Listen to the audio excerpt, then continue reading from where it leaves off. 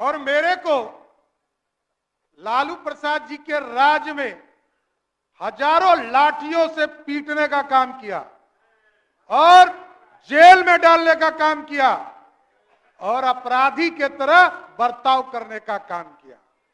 और मैं जानता हूं उसी लालू प्रसाद जी को माफी मांगना पड़ा मिलर स्कूल के मैदान में।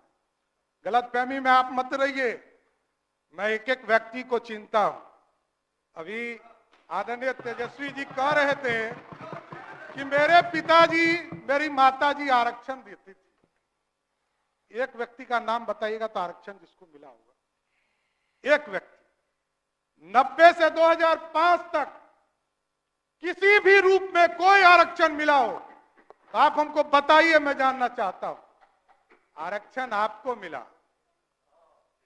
आरक्षण आपको मिला।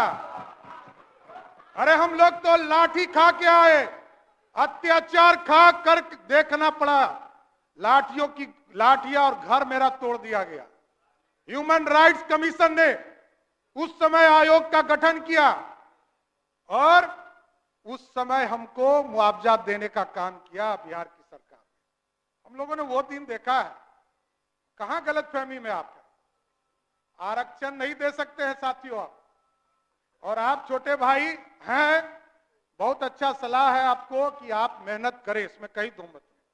भगवान करे कि अभी तो 10 साल में आपने कोई मेहनत नहीं किया, 8 साल में आगे मेहनत कर लीजिए तो बड़ा अच्छा हो जाएगा। क्योंकि आप ऐसे व्यक्ति हैं साथी जो 1.5 साल के उम्र में अरबपति बनने वाले हैं। दूसरा कोई मैकेनिज्म आपके पास। भ्रष्टाचार का प्रतीक कौन है? सिर्फ लालू प्रसाद जी का परिवार। और आपको पता नहीं है, आज 15 साल लालू जी सत्ता में रहे तो चारा खा गए और जब रेल मंत्री हो गए तो रेलवे का नौकरी खा गए। यही है क्वालिटी आपकी। गलतफहमी में मत रहिएगा। और मैं सब जानता हूं चंद्रशेखर जी, अरे हमारे छोटे भाई हैं, इनको मैं सलाह दे रहा हूं। अभी बोल रहे थे ना, जिस दिन सरकार बदली तो कहा गर्व से कि खेला कर देंगे। ये क्या हो गया? खेला हो गया ना। और आपको स्पष्ट तौर पर बताता हूं, ये जो 5 विधायक हमारे गायब हुए हैं ना, एक एक का इलाज करूंगा। गलतफहमी में मत रहिएगा। और कहां रहा?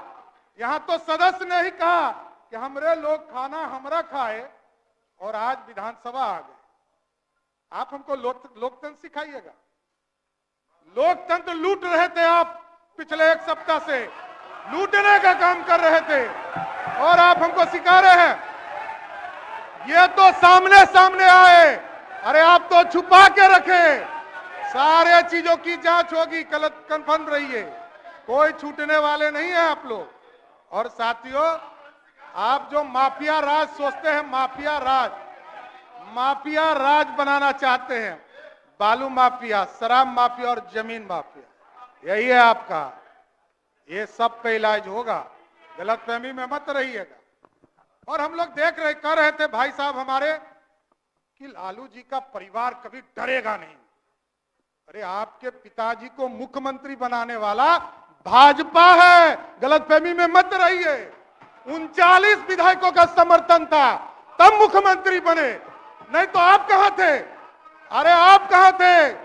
आप समझिए, मैं ये कह रहा हूं कि लालू जी भी मुख्यमंत्री बने। आदरणीय नीतीश कुमार जी उस समय उनके चाणक्य हुआ करते थे। लालू जी को यदि नीतीश जी का साथ नहीं होता तो मुख्यमंत्री बने होते क्या? लेकिन एकदम स्पष्ट रहिए, सीबीआई हमने नहीं खिलाया है। सीबीआई 1996 में आया, यहीं लालू प्रसाद जी मुख्यमंत्री के तौर पर थे। तब वो स्वयं राष्ट्रीय अध्यक्ष जनता दल के थे और जनता दल की सरकार देश में थी। तब प्रधानमंत्री आपका था, कोई दूसरे का नहीं था।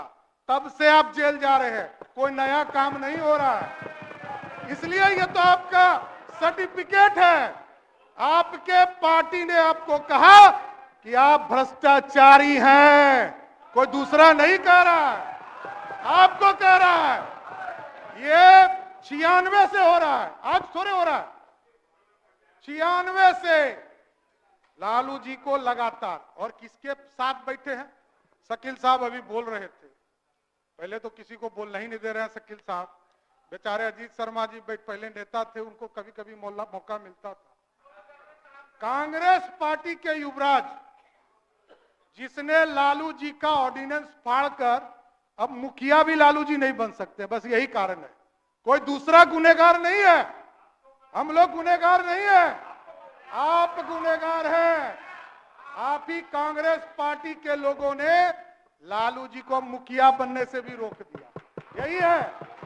इसलिए तो एकदम स्पष्ट है, और ये गलतफहमी में आप हैं कि लोग कहते हैं कि हमने नौकरी दे दिया, हमने नौकरी दे दिया, हमने नौकरी दे दिया। एकदम अरे आप बड़े भाई हैं, कहां दिक्कत है, आप काहे गुस्सा रहे हैं?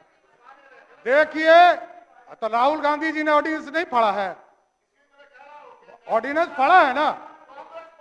ऑर्डिनेंस किसने पढ़ा? लालू जी का ऑर्डिनेंस किसने पढ़ा? बैठ जाइए शकील साहब, बैठ जाइए।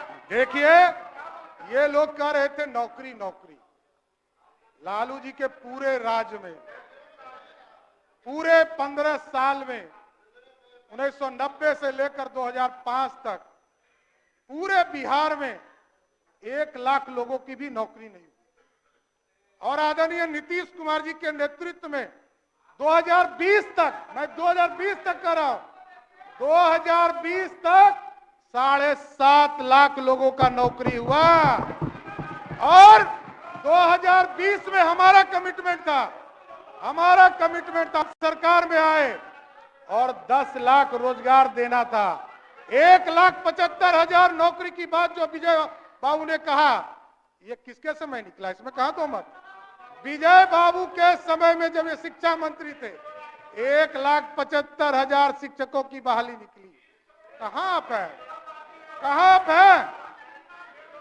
देखिए, गलतफहमी में मत रहिए।